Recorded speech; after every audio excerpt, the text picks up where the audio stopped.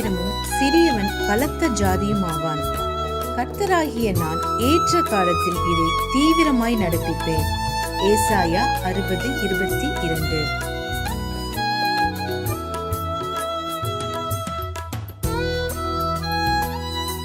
A little one shall become 1,000, and a small one a strong nation.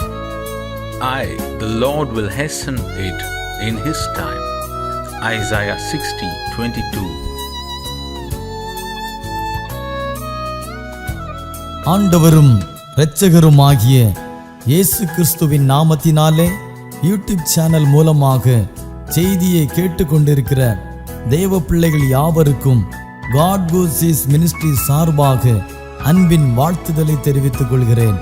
இந்த 6வது மாதமாகிய June மாதத்திலே கர்த்தருடைய கிருபையும் இரக்கமும் சமாதானமும் உங்களோடும் உங்கள் குடும்பங்களோடும் தங்கியிருப்பதாக. தேவனுடைய சமாதானம் உங்களுடைய இல்லங்களிலே உங்களுடைய தனிப்பட்ட வாழ்க்கையிலே காணப்பட வேண்டும் என்று வாழ்த்தி ஆசீர்வதிக்கிறேன்.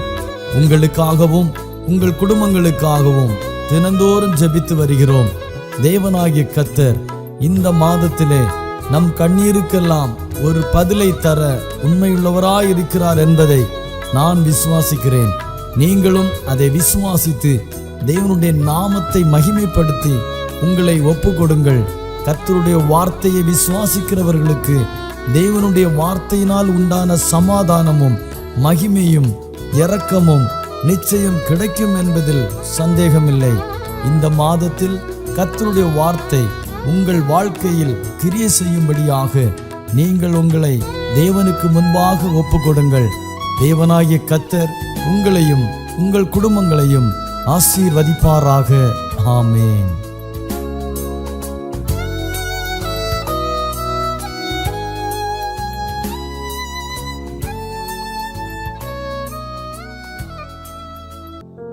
ஆண்டவரும் இரட்சகருமான கர்த்தராகிய இயேசு கிறிஸ்துவின் நாமத்திலே உங்கள் யாவரையும் இந்த காலை வேளையிலே நான் வாழ்த்துகிறேன். நம்முடைய இந்த காலை தியானத்திற்கென்று நான் எடுத்துக்கொண்ட தேவனுடைய வார்த்தையானது ஆதியாமத்தின் புத்தகம் 15ஆம் அதிகாரம் 1ஆம் வசனம். ஆதியாமம் 15:1 நான் வாசிக்கிறேன்.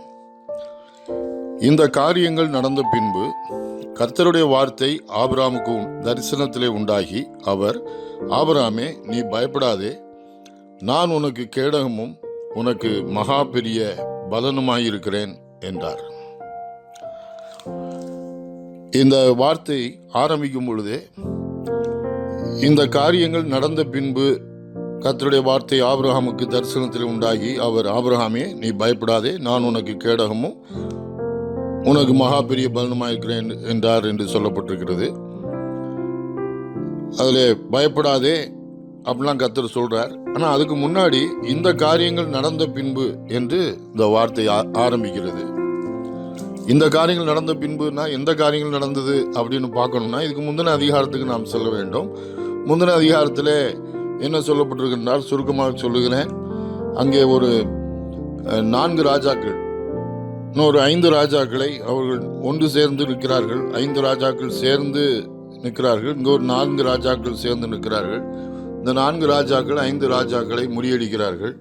அதில் யார் முறியடித்து ஓடினவங்கன்னா சோதமின் ராஜாவும் கொமரோவின் ராஜாவும் அவர்கள் முறியடிக்கப்படுகிறார்கள், ஓடிவிட்டார்கள். அவர்கள் இந்த சோதமில் தான் ஆபிரகாமுடைய சகோதரன் லோத்து குடியிருந்தான் என்பது நமக்கு தெரியும். இந்த லோத்துடைய எல்லா பொருட்கள் எல்லாத்தையும் சகலத்தையும் அவர்கள் எடுத்துக்கொண்டு போய்விட்டார்கள். இதை ஒருவன் ஆபிரகாமுக்கு அறிவிக்கிறான். ஆபிரகாம் அதை கேள்விப்பட்டு தன் வீட்டில் பிறந்த ஒரு 318 பேரை வேலைக்குள்ள ஆட்களை எல்லாத்தையும் கூட்டிகிட்டு போய் அவர்களோடு யுத்தம் பண்ணுகிறான். அந்த 4 ராஜாக்களோட யுத்தம் பண்ணி இவன் அவர்களை மேற்கொண்டு அவர்களை இந்த லோத்தையும் அவனுக்குரிய எல்லாவற்றையும் திருப்பி கொண்டு வந்து விட்டான் என்பதை நமக்கு அதில் போடப்பட்டிருக்கிறது. 14ஆம் அதிகாரத்தை மெதுவாக நீங்கள் வீட்டில் உட்கார்ந்து வாசித்து பார்த்தீங்கன்னா தெரியும். ஆனால் இதெல்லாம் முடிஞ்சு, இந்த காரியங்கள்லாம் முடிஞ்ச பிறகுதான் இதான் ஆரம்பிக்குது. இந்த காரியங்கள் நடந்த பின்பு அப்படின்னு ஆரம்பிக்குது. கர்த்தருடைய வார்த்தை ஆபிரகாமுக்கு தரிசனத்திலே உண்டாகி அப்படின்னு ஆரம்பிக்குது. அப்படின்னா என்ன அர்த்தம், என்ன சொல்றாங்கன்னா, ஆபிரகாம் ஒரு பெரிய ராஜாவெல்லாம் இல்லை அந்த காலத்தில். அவன் திரளான ஆடு மாடுகளை மந்தைகளை வச்சிருந்தான், ஒரு செல்வ சீமானாய் இருந்தான் என்பதை நாம் தேவனுடைய வார்த்தையிலே படிக்கிறோம்.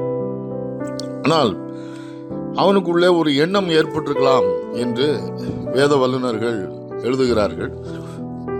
என்ன எண்ணம் என்றால், இந்த 4 ராஜாக்களை நாம் முறியடிச்சிட்டோம், ஒருவேளை இவங்க எப்பவும் நம்மளை தன்னை எங்கே வந்து விடுவார்களோ, தனக்கு எதிராக தன்னை மேற்கொண்டு விடுவார்களோ என்ற ஒரு பய உணர்வு அவனுக்குள்ளே உண்டாயிருக்க கூடும் என்று எண்ணியிருக்கலாம். அதை குறித்து ஒரு பய உணர்வோடு ஆபிரகாம் இருந்திருக்கலாம் என்று சொல்கிறார்கள். அதனால தான் கர்த்தர் சொல்றாரு, கர்த்தருடைய வார்த்தை இந்த காரியம் நடந்த பின்பு ஆபிரகாமுக்கு தரிசனத்தை உண்டாகி அவர், அதனால தான் ஆபிரகாம் பார்த்து சொல்றார், நீ பயப்படாதே, நான் உனக்கு கேடகமும் உனக்கு மகா பெரிய பலனுமாய் இருக்கிறேன் என்று சொன்னார் என்று சொல்கிறார்கள். பிரியமானவர்களே, நம்முடைய வாழ்க்கையிலும் கூட நீங்கள் ஆண்டவரை தெரிந்து கொண்ட தேவனுடைய மனுஷராக இருப்பீங்கன்னா, நீங்கள் ஆண்டவருக்குள்ளே வந்திருப்பீங்கன்னா பாருங்க, ஆண்டவருடைய வாழ்க்கையில் ஆண்டவருடைய அன்பை நீங்கள் ருசித்திருப்பீர்கள். நமக்கும் வாழ்க்கையில் எப்பொழுதுமே நம்முடைய சூழ்நிலைகள் ஒன்று போலவே இருக்கும் என்று நாம் சொல்லிவிட முடியாது. ஒரு நாள் நல்லா இருக்குது, ஒரு நாள் திடீர்னு சில பிரச்சனைகள் வருது, போராட்டங்கள் வருது, வாழ்க்கையில் ஏற்றத்தாழ்வுகள் சில வேளைகளில் வரத்தான் செய்கிறது. எவ்வளவுதான் காரியமாக இருந்தாலும் வாழ்க்கையில் சவால்கள், பலவிதமான சவால்களை மேற்கொள்ளுகிறோம், பிரச்சனைகளை மேற்கொள்ளுகிறோம். இந்த உலகத்திலே நமக்கு பிரச்சனையே கிடையாது என்பது அல்ல. எந்த பிரச்சனை வந்தாலும் வேதவசனம் என்ன போதிக்கிறது என்றால், வேதாகமம் பிரச்சனையே வராது இந்த உலகத்திலங்கிறது இல்லை. ஆனால் பிரச்சனைக்கு மேலே நமக்கு ஜெயத்தை தருகிற தேவன் நமக்கு இருக்கிறார் என்பதுதான் நமக்குள்ள நம்பிக்கை. கர்த்தர் நம்ம கூட இருக்கிறாருங்கிறது காரியம். இந்த காலை வேளையிலும் கர்த்தருடைய வார்த்தை நமக்கும் வருகிறது. பாருங்க, ஆபிரகாமோடு இந்த சூழ்நிலையில ஆபிரகாம கர்த்தர் இந்த பய உணர்வோடு விடலை. வாழ்க்கையில அவனை தேற்றும்படி, அவனை தைரியப்படுத்தும்படி கர்த்தருடைய வார்த்தை அவனுக்கு உண்டாகினது. கர்த்தருடைய வார்த்தை அவனுக்கு வந்தது. அவனுக்கு தரிசனத்தில் கண்டான் என்று போட்டிருக்கிறது. நம்மிலும் அநேகர் பாருங்க, பல சூழ்நிலைகளிலே கர்த்தர் நம்மோடு பேசுகிறார். இப்போ நீங்க இந்த வார்த்தையை கேட்டுட்டு இருக்கிறீங்க, கர்த்தர் இந்த வார்த்தையின் மூலம் உங்களோடு பேசுறார், நீங்க கேட்குறீங்க. நீங்க அநேக வழியில் பரிசுத்த வேதாகமத்தை எடுத்து நீங்க படிக்கும் பொழுதே இப்படிப்பட்ட தேவனுடைய கர்த்தர் உங்களோடு பேசுகிறதை உங்களால் உணர முடியும். வாழ்க்கையில பலவிதமான பிரச்சனைகளோடு இருக்கும்போது தேவனுடைய வார்த்தை உங்களோடு பேசும். கர்த்தருடைய வார்த்தை உங்களுக்கு வரும், பல்வேறு சூழ்நிலையில உங்களுக்கு வரும். அப்போ கர்த்தர் நம்முடைய வாழ்க்கையில சில வேளையில கர்த்தரே நம்மகிட்ட பேசுறதை உணர முடியும். இதுதான் அவங்கள சில சூழ்நிலையில ரொம்ப பிரச்சனைகள், வாழ்க்கையில பலவிதமான அங்கலாய்ப்புகள், பலவிதமான திகைப்புகள் வாழ்க்கையில இருக்கும்போது கர்த்தரே நம்மகிட்டே உள்ளுக்குள்ளேருந்து ஒரு பேசுகிறதை நம்மளால சில வேளையில உணர முடியும். கர்த்தருடைய வார்த்தை வந்துட்டுனா அப்புறம் தைரியமாயிடும் வாழ்க்கையில. எனவே பாருங்க, கர்த்தருடைய வார்த்தை நமக்கு தேற்றல்னா நம்மளால அந்த உலகத்தில் வாழ முடியாது. நிறைய சூழ்நிலைகளை மேற்கொண்டு வாழ முடியாது. அதனால தான் மனுஷனுக்கு வாழ்க்கையில் நம்பிக்கையற்ற மனுஷர்களாக இருக்கிறார்கள். ஏன்னா அதுதான் தேவன் வேணும், கர்த்தர் வேணும். இதை சொல்றவர் யாரு? இப்போ பாருங்க, இந்த ஆபிரகாமுக்கு வாழ்க்கையிலும் இப்படி தான் இருந்தது. இப்போ நீங்கள் கேட்டுட்டு இருக்க உங்கள் வாழ்க்கையிலும் பல பிரச்சனைகள் இருக்கலாம். நீங்கள் பலவிதமான பிரச்சனையோடு இருக்கலாம், பலவிதமான கஷ்டத்தோடு இருக்கலாம், பாரத்தோடு இருக்கலாம், சவால்களோடு இருக்கலாம், பலவீனங்களோடு இருக்கலாம். என்ன செய்யறதுனே தெரியலையே, எல்லா வழியும் அடைக்கப்பட்டிருக்குது, என்ன பண்றதுன்னு தெரியாமல் இருக்கலாம். ஆனால் கர்த்தருடைய வார்த்தை உங்களுக்கும் இருக்கிறது. இது ஆபிரகாமுக்கு தான் சொன்னாருங்கிறது இல்லை, தேவனுடைய வார்த்தை உங்களுக்கும் சேர்த்தான் எழுதப்பட்டிருக்கிறது. இப்போ சொல்றாரு, முதலாவது என்ன சொல்றாரு தெரியுமா? ஆபிரகாமே நீ பயப்படாதே. முதலாவது சொன்னது அதுதான். இன்னைக்கு உங்களையும் அதுதான் சொல்றாரு கர்த்தர். உங்க பேரை சொல்லிட்டு சொல்றாரு, நீ பயப்படாதே அப்படிங்கிறாரு. உங்களை பார்த்து கர்த்தருடைய வார்த்தை வருது. நீங்க யாராவும் இருக்கலாம், நீ பயப்படாத அப்படின்னு கர்த்தர் சொல்றாரு. பயப்படாதப்பா, பயப்படாதம்மா அப்படின்னு சொல்றாரு. சொல்றவர் யார் தெரியுமா? சொல்றவர் சாதாரண ஆள் கிடையாது.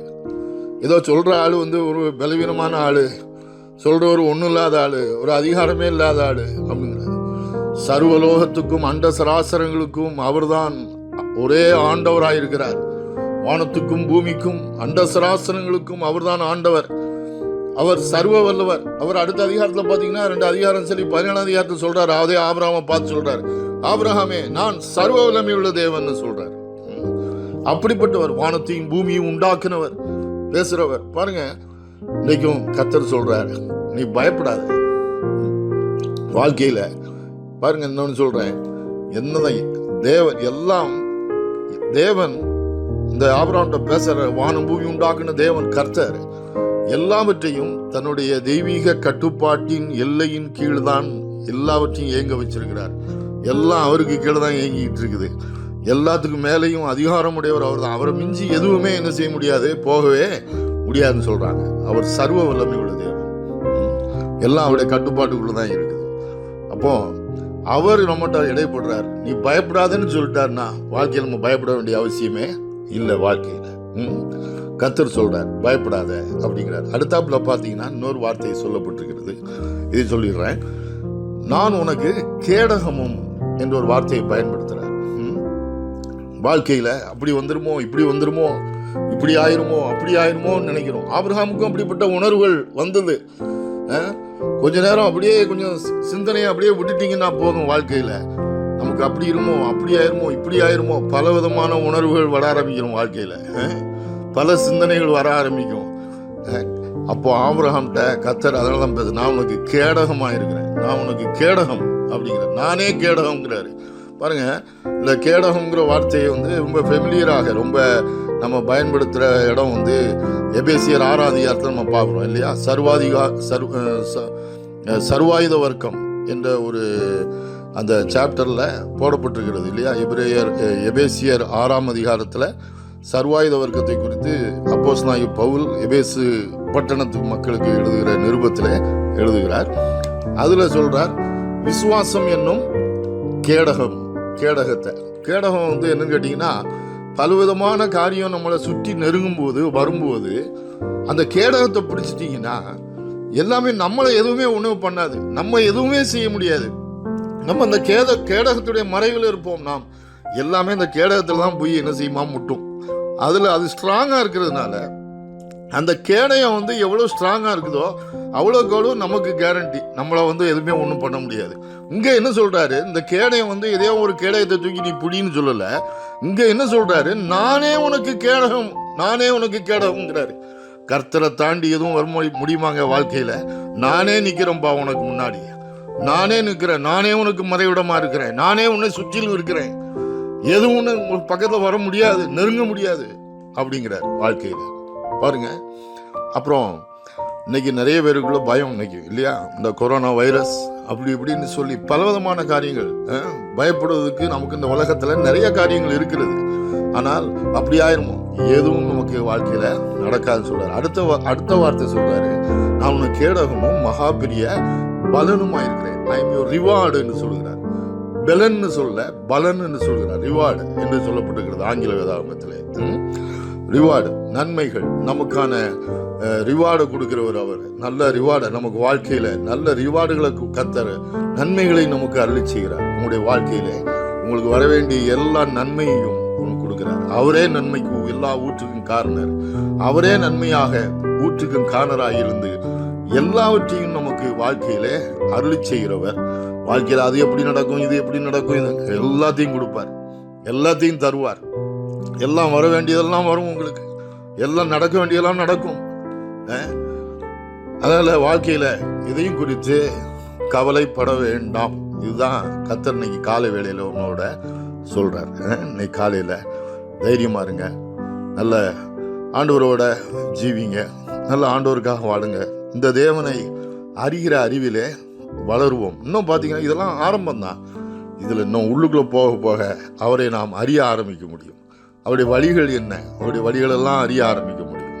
எனவே இந்த காலை வேளையிலும் நீங்கள் ஒருவேளை பயத்தோடும் விரக்தியோடும் இருந்திருக்கலாம். இவருடைய தெரியாது, எனக்கு தெரியாது. ஆனால் கர்த்தர் உங்கள்கிட்ட பேசுகிறார், கர்த்தர் உங்களை நேசிக்கிறார். நம்ம நினைக்கிறோம் நிறைய வேளையில் கர்த்தர் நம்மளை நேசிக்கல. இல்லை, அவர் உங்களை நேசிக்கிறதுனால தான் அந்த வார்த்தை உங்களுக்கு வருது. நீ பயப்படாதன்னு சொல்கிறார். பயப்பட வேண்டாம், நான் உனக்கு கேடகமாக இருக்கிறேன். ஆபிரகாமுக்கு நான் கேடகமாக இருந்தேன், அவனுக்கு மாத்திரம் இல்லை உனக்கும் கேடகமாக இருக்கிறேங்கிறார். இன்னைக்கு நமக்கு கேடகமாக இருக்கிறார். நமக்கு நல்ல ஒரு ரிவார்டாக அவரே இருக்கிறார். அவர் உள்ளுக்குள்ளே இருக்கும்போது நமக்கு நடக்க வேண்டியது எல்லாம் காரிய சித்தி உண்டாகும். வாழ்க்கையில் இந்த உலகத்திலும் வாழ்ந்திருப்போம். மறுமையிலும் கர்த்தர் நல்ல வாழ்க்கையை நமக்கு வைத்திருக்கிறார். சந்தேகமே கிடையாது. நாம் ஜெபிக்கலாம். அன்பின் பரலோக பிதாவே, கர்த்தராகிய இயேசு கிறிஸ்துவின் நாமத்தில் வருகிறோம். இந்த நல்ல வேலைக்காய் ஸ்தோத்திரம். இந்த வேளையிலும் இந்த வார்த்தையை கேட்டுக்கொண்டிருக்கிற ஒவ்வொரு தேவ பிள்ளைகளுக்காய் ஜெபிக்கிறேன். நம்முடைய வெவ்வேறு சூழ்நிலைகளில் இந்த காலை வேளையில் இருந்திருக்கலாம். ஆனாலும் நீர் அவரோடு பேசியிருக்கிறீர். கர்த்தாவே, பயப்படாதே என்று சொல்கிறீர். அவருடைய வார்த்தையை கொடுக்கிறீர், நேசிக்கிறீர். நான் உனக்கு கேடகமும் உனக்கு மகா பெரிய பலனுமாய் இருக்கிறேன் என்று சொல்லுகிறீர். கர்த்தர் இந்த வார்த்தையினாலே அவளை தைரியப்படுத்தும், தொடர்ந்து பலப்படுத்தும். உடைய ஆவியானவர் தாமே கூடவே இருந்து அவர்களை பலப்படுத்தி, திடப்படுத்தி, தைரியப்படுத்தி வழிநடத்தும்படி ஜெபிக்கிறேன். நடக்க வேண்டியது எல்லா காரியமும் நடக்கட்டும், வர வேண்டியது எல்லாம் வரட்டும், எல்லா தடைகள் நீங்கட்டும் இயேசு கிறிஸ்துவின் நாமத்தில். எல்லா வழிகள் திறக்கட்டும் இயேசு கிறிஸ்துவின் நாமத்தில். எல்லா வழிகளை உண்டாக்கி கொடுத்துள்ளோம். நீர் நல்லவர் என்பதை ருசிக்கட்டும் கர்த்தாவே. கூடவே இருக்கிறீர் என்ற உணர்வை கொடுத்துள்ளோம். தைரியப்படுத்தும், ஆசீர்வதியும். இயேசு கிறிஸ்துவின் நாமத்தில் ஜெபிக்கிறோம் அன்பின் பிதாவே, ஆமென்.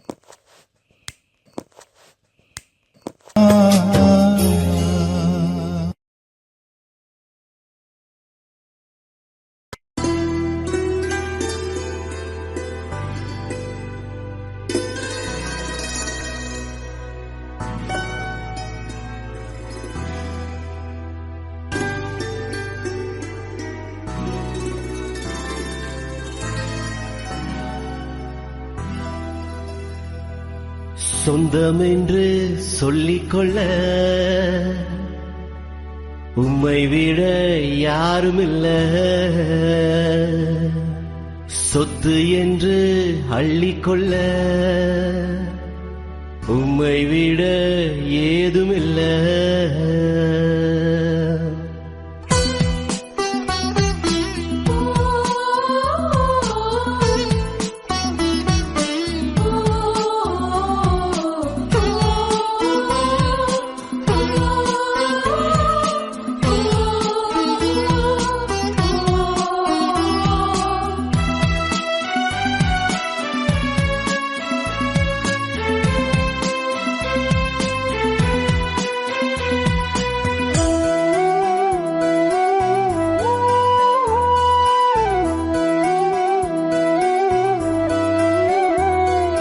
சொந்தமென்று சொல்லிக்கொள்ள உம்மை விட யாருமில்ல. சொத்து என்று அள்ளிக்கொள்ள உம்மை விட ஏதுமில்ல.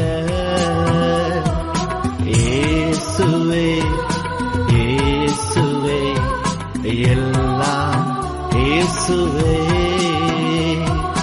இயேசுவே, இயேசுவே, எனக்கெல்லாம் இயேசுவே. சொந்தமென்று சொல்லிக்கொள்ள உம்மை விட யாருமில்ல. சொத்து என்று